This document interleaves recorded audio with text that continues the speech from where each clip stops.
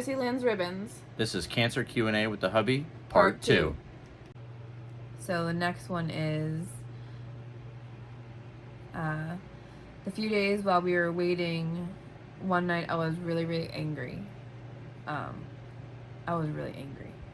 And I didn't want to cry because I felt like I was being weak.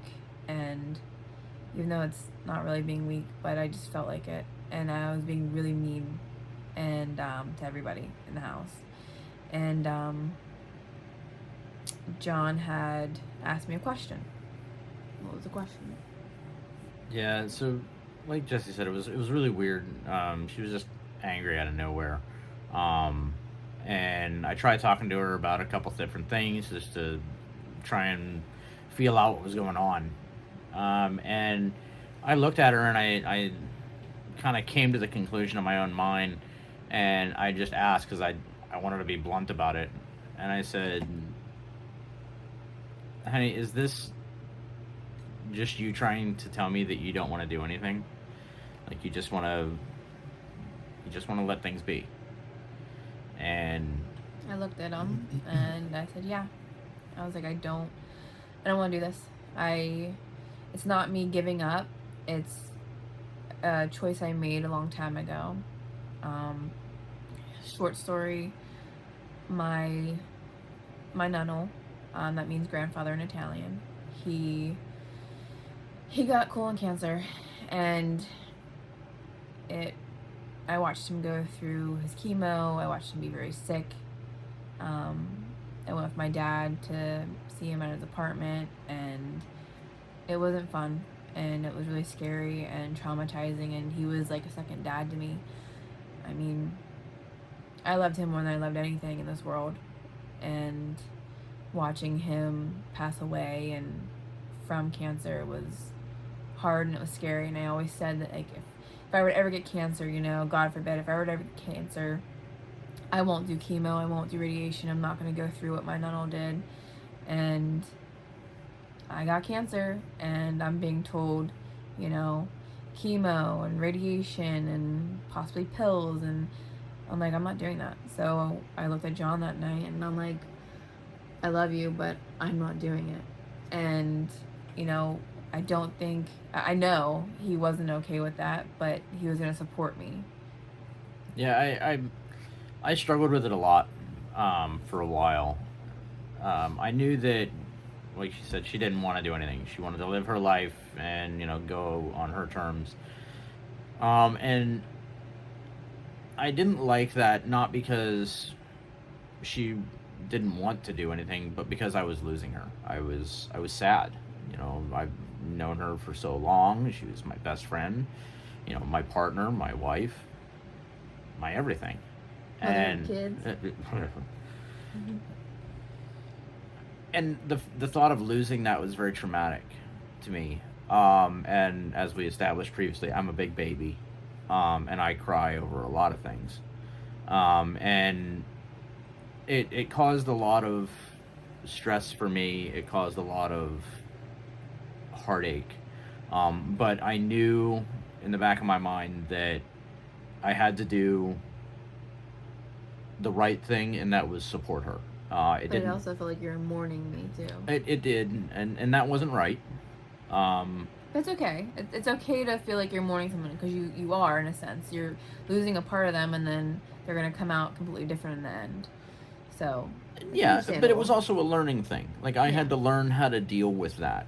I mean, we all did. I mean, yeah. So, I mean, like, yes, you know, some people can sit there and go, okay, well, in EMS, you know, you see death and you see people get hurt, and, you know, you've had family members that have died. So you should be, you know, more accustomed to, you know, dealing with these things. I mean, in a way, yes, but you compartmentalize things. You know, I don't know my patients. I mean, I know some of my patients, but right. I don't know my patients like they're in my house. I don't treat my family. Right. Because that's different. You feel that in a different way.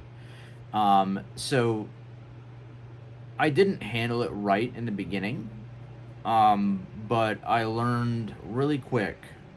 I had an awakening, And from then on, I knew that if I wanted to feel, it was okay to feel, but I had a job to do, Yeah. and that job was to be here and do what needed to be done in that moment. Yeah. So then the next day we sat the family down and we sat the kids down, and I explained to them my choice, because I had two choices. I could do the route of, you know, chemo and radiations and everything else, or I could do the route of my choices. I would rather live, she said I had a year to 2 years or less, and so I'd rather That was the live. surgeon. Yeah, the surgeon. I could do that, and that's what I told the kids and my family, that's what I wanted to do. And so I couldn't, it was hard. It's still hard to think about that. The kids were crying, my bonus mom was crying, my bonus sister was crying, and just looking at my kids' faces. And that was the hardest thing I ever had to do, was tell them that I'm not fighting, even though I wasn't not fighting in my head. I wanted to make a choice for myself. Everyone else around me was making choices for me and telling me what I had to do, or telling me what I had to possibly do, and I wanted to make my choice. And my choice was to, you know, go out happy, go out around family, you know, and live my life for the little bit of time I had left. And that's what I wanted to do. So then came July 3rd.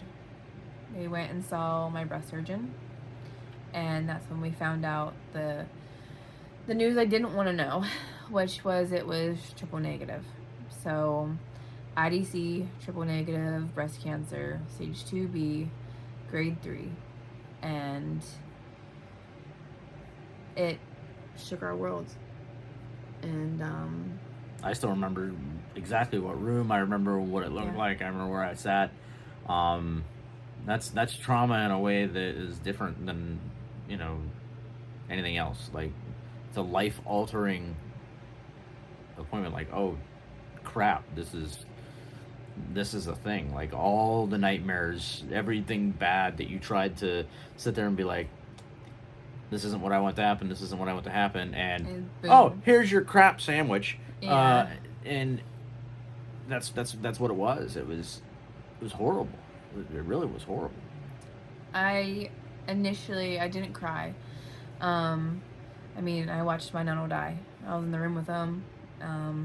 So I held his hand, and I wasn't scared. I'm not scared of death. Like, I could die tomorrow and I'd be fine. It's getting from here to tomorrow that I'm scared about. But I'm not scared to die.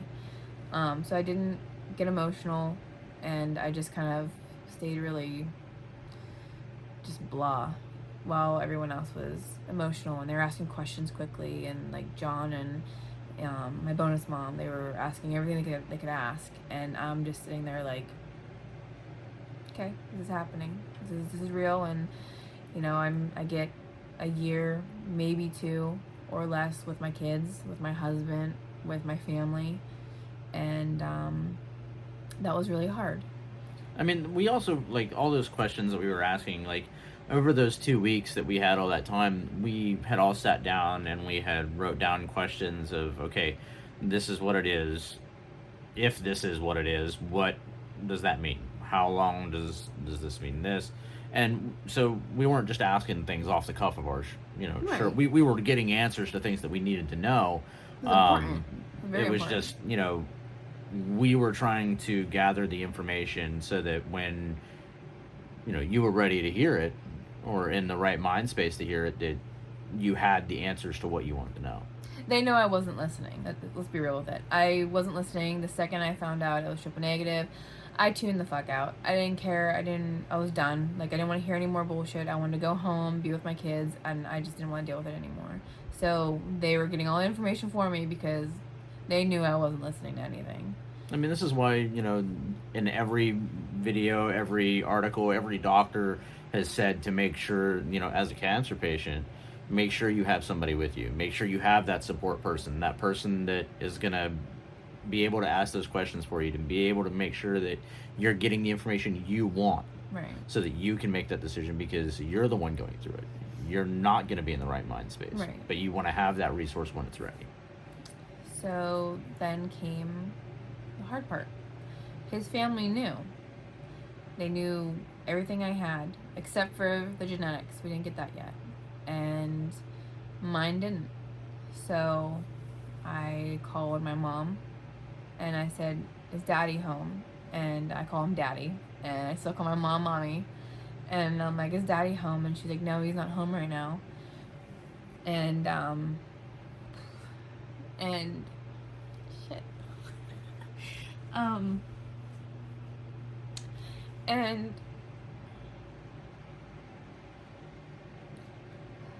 I called him, and he's in a wheelchair. He had it's a long story, but he had a heart attack and a stroke, and during surgery, and so now he's paralyzed.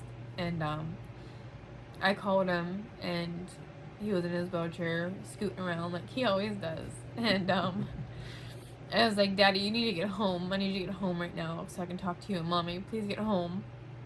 And it's hard for him to understand sometimes, because they removed a good piece of his brain, and so he can't talk. He can't get what's in his head to his mouth. And I told him, I was like, "I need you to get home." And he said, okay. And he was like, he knew. And 30 minutes passed, and he still wasn't home. I called my mom, and she's like, "He's not home yet." And I'm like, "Okay, I'm gonna call him back." And I called him back. I'm like, "Daddy, I need you to get home now." He's like, okay, because he can say certain words like, "Hey man," or what's and all that. And it's just Chicken. It's just really cute. But love you, man. I love you, man. And my mom ended up seeing him. She was waiting on the porch, and she ended up seeing him, and he got in the house, and I videoed, and I told my mom and dad, that I had breast cancer, and that it was triple negative, and that I didn't want to do it. I didn't want to do the treatments, and I didn't want to I just wanted to live and be happy and spend time with them. And my dad was like, he's like just like screaming, like, up saying like, "Take me," he couldn't say it obviously, but the way he was, you learn what someone's saying after so long when they can't speak. You know what they're trying to say. And he was like, take me, don't take her." And it was just really hard. And my mom was devastated, and she was like, "Again, I don't agree with what you want to do, but I love you, and I'm gonna be here regardless." Secretly, she was hoping I was gonna do it anyways. So that was talking to my parents. Then I had to call my brother. I was gonna say sibling, and well, I forgot. So my brother, my older brother, and he was like, "No, you're gonna fight. Like, I don't care what you want. Like, you're gonna fight. You're gonna take the chemo, and no matter what does you're gonna, whatever they tell you to do, you're gonna do it. You're gonna do the treatments. You're gonna do the surgeries. If you lose both breasts, oh well.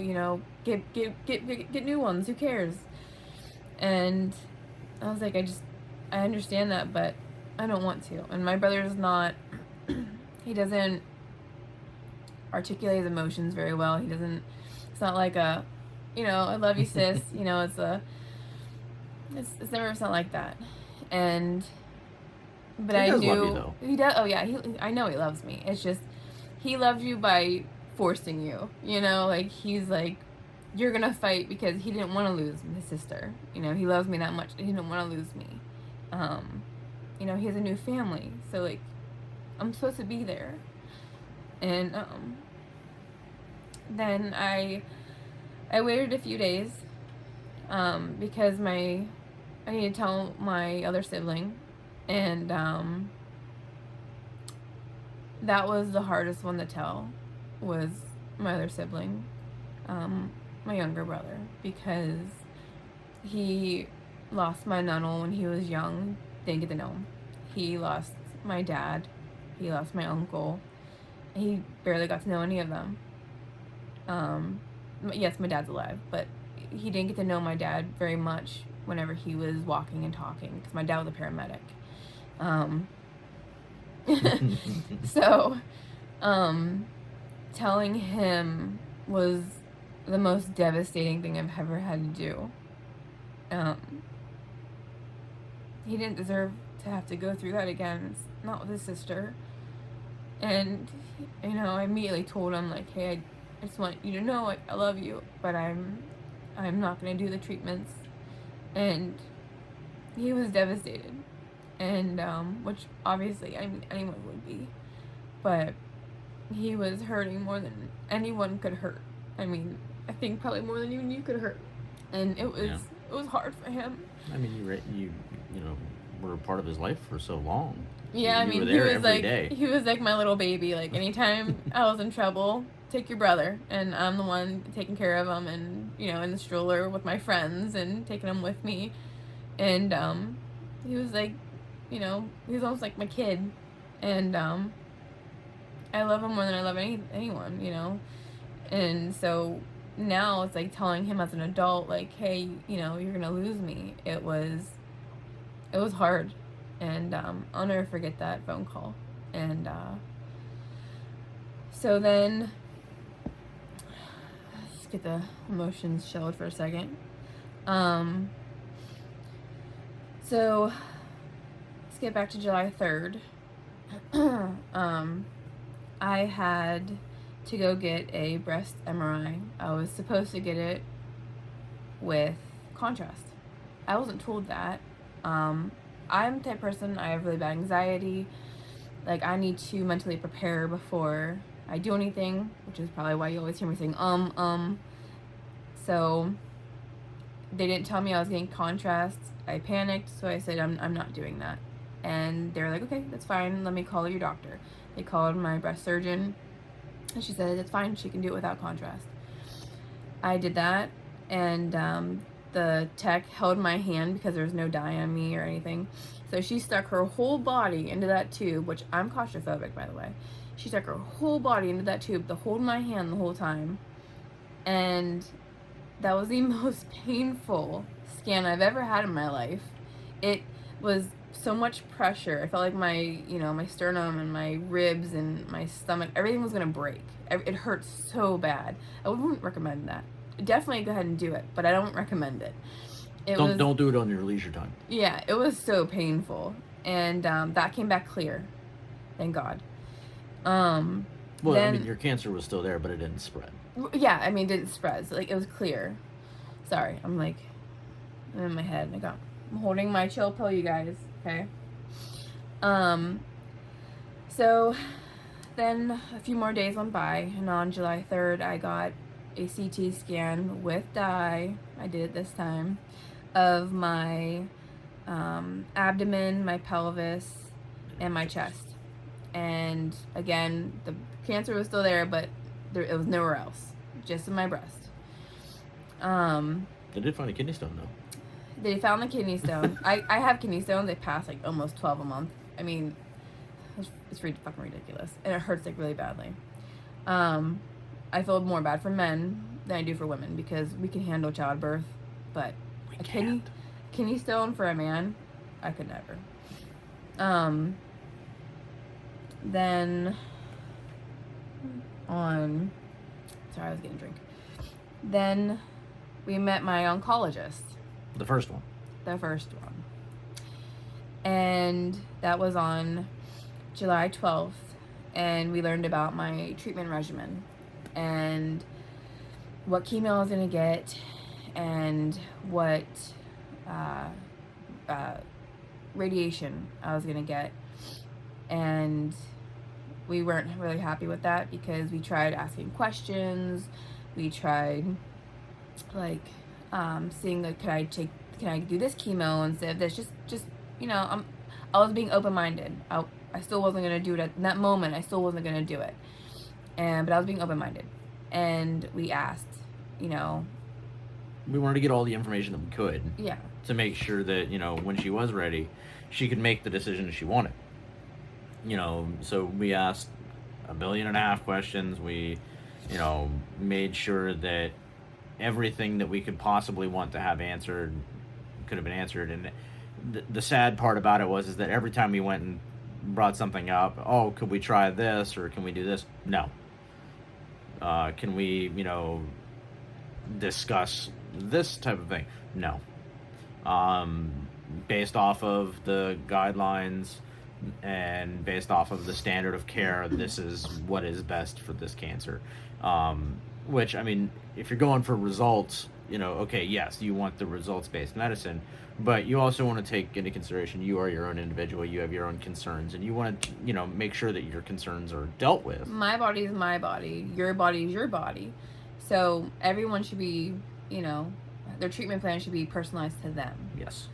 So whether you go to chemo and you get a fast drip or you get a slow drip or whatever, it doesn't matter. It should be tailored to you. And she wasn't giving us that. She didn't give a crap. And we had a feeling from the moment that we didn't like her. We weren't vibing with her. We weren't vibing with the nurse navigators. They seemed like we were a hassle to them. And it wasn't a homey feeling. I mean, they weren't rude or disrespectful. No. You didn't get that warm and fuzzy feeling. No. You didn't want to call, like, you just didn't want to call them. Like, you didn't even give a crap. You just didn't want to call them because you didn't want to deal with them. Because you just felt funny talking to them. And when I would call, hi, it's the most annoying husband that calls you every day. And, you know, oh, hi, Miss. We're going to beep that. But on a different note, all the stress and all of, you know, learning about my cancer and then dealing with the oncologist and all that, it was a lot. But because of that, I felt forced. So she had the paper and she was like, well, if you want to do it, you can sign the paper today. And I'm like, sure, why not? Let's just do it. And like, you were like, I don't want to die. I don't want to die, but like, sure. I don't want to do this, but I don't want to die. Because she made it like I was gonna die right away, you know, like that's how she was pushing it. And I'm like, whatever, just give me the fucking paper, like give me it. And I signed it, and then I had to have John sign it too. It was, you know, it wasn't just me like if he didn't sign it, then it wouldn't have happened. So he was like, I don't want to do this. Are you sure you want to do this? Because you didn't want to do this. Like, I want to do what you want. Are you sure this is what you want? Right. So, and I looked down, I'm like, just please sign it. Like, just do it. And he was still hesitant because he knows me. He knew I didn't want to do it, but he signed it anyways. And then they had the nerve to ask me, well, would you like to also let us draw your blood for... Oh, yeah. What was it for a... For a, it was a blind, like, test to help other cancer patients. You know, so when you come in for your treatment, we'll take some of your blood, we'll send it to a lab. We don't get the results, you don't get the results, but it could help other cancer patients. So obviously I'm going to say yes because I want everyone to be helped. So if I can help just one person or help one test, I'm going to fucking do it. But to throw that at me after you knew how I felt, like she knew I didn't want to do chemo, but she pushed me and pushed me and pushed me. So like... You're crying the whole time you're in the room. I was bawling, and I don't cry. And when I do cry, it's very rare. So she just goes and shoves that at me. I'm like, are you fucking kidding me right now? And I looked at John, I'm like, are you fucking serious? And I started, I'm like, whatever, sure, because I'm not going to not help someone just because I'm not going to say what I was going to call her. But, yeah. So, then we leave, and, again, all that stress and anxiety, and on July 15th, I ended up passing a stone, and, that was freaking fun. Thanks, stressful. That was... sorry, that was 7 hours of trying to push that thing out. So that was awesome. We have a joke that it's his daughter's. And apparently I have a lot of daughters. and so I had to deal with that, and that really sucked. And then on The next day, on July 16th, like, we were in the car, we were gonna go tour the Second Opinions hospital. I was actually upstairs. I was upstairs in the infusion center trying to get the information for the manager so that we could set up the appointment to come and tour the center. But my other nurse navigator had kind of talked me out of doing it and saying that, our infusion center is better and it's more private and more nicer and you'd be more comfortable. And yeah, I would have, but then it's about the treatment. It's not about, really the comfort part, because you just want to get in, get out, and that's it. So I said, okay, well, then I don't want to go over there because I have a emetophobia. I don't like throwing up. I don't like seeing somebody throw up. I can't handle the sound. I'm pathetic. But, so she told me, she played on my fears, and she told me that everyone's chairs were literally, like, right next to each other. And so I was like, nope, I'm not going there. And like John was saying, he was upstairs in the hospital to make that happen for me to go visit, and I get a phone call. And I'm like, hey, hold on 1 second. I'll call you right back. And it was my geneticist. And I called John, and he comes, he's running, he had to have, because he was there within less than 2 minutes. And I call her back, and she was like, I'm like, just tell me. Like, she's like, calm down. You calm down. It's good news. And she was like, it's no, like, you're negative for everything. You're no mutations. You are perfect. It was environmental. That's the only thing she could say was it was environmental. It's not family. It's nothing else. It's environmental. So, I mean, to this day, we're still like, what does that mean? Yeah. And that weight. And I feel, and again, I'm so sorry to anyone who isn't, doesn't have no mutations, because that's scary. And I got lucky on that one. And I wasn't lucky with everything else, but I got lucky on that one thing. And so I do pray for all of you who didn't get that, because that's traumatizing. I mean, because it's not just traumatizing for you as the patient. Like, it's your family, your kids, your mom, your sister, your brothers. Because I didn't know this, so I don't know if you know this, but comment down below. Did you know that boys can get breast cancer? Men can get breast cancer? I didn't know that. Did you know that? I've never heard of it, but I would assume that it's a thing. I mean, we have breasts as well, but I mean, I've never seen it, never heard of it. I wasn't taught that in health class, so I mean, it definitely wasn't in health class.